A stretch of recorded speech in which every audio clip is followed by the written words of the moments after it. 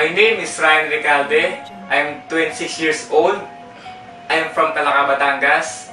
At dati po akong karagado ng tubo. Audio Jungle. Na-involved ako sa Alliance in Motion Global when I was 19 years old. First timer! Before, working student ako sa Adventist University of the Philippines. Nag-work ako sa printing press.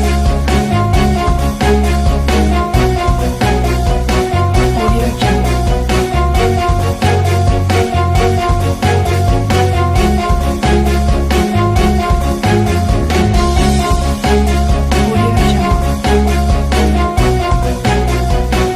At dito na-introduce sa akin ng AIM Global. At doon nabuksan ang isipan ko at nabuhay ang mga pangarap ko.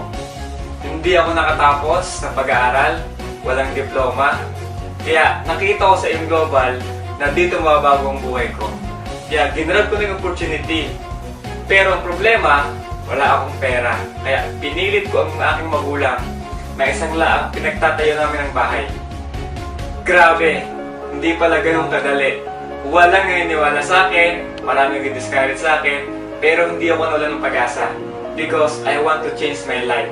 Gusto ko magkaroon ng magandang buhay ang pamilya ko. Sa awa tulong ng Diyos, after 6 months doing this business, binayaan ako ng brand new car, Lancer GLX.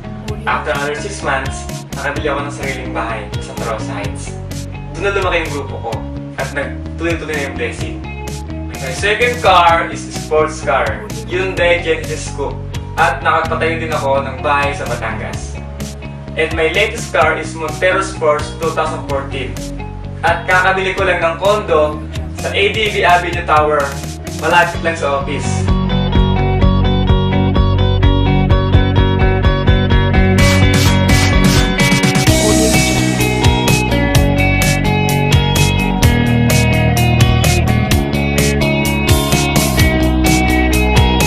At nakapag-travel na rin ako sa iba't ibang bansa.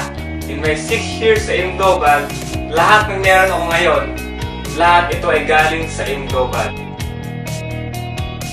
Na-realize ko na bago mo ko isang bagay, kailangan mo talaga paghirapan. Basta huwag ka lang susuko at huwag mong sayangin ang oras mo.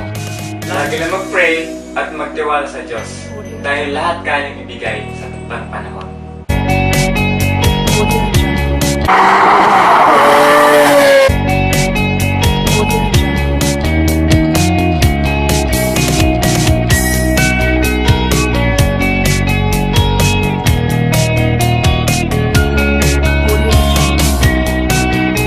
Salamat dahil merong AIM Global. Kung di dahil sa inyo, hindi ako ganito ngayon. And of course, my mentor, Kuya E, ang nagturo sa akin kung paano gawin ang tamang negosyo. Thank you so much. To God be the glory.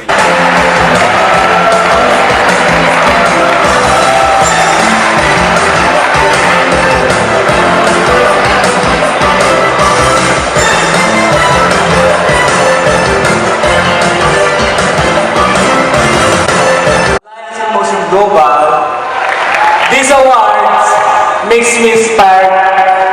Thank you so much for buhay, Ansel. Once again, congratulations to you, man, for the album story.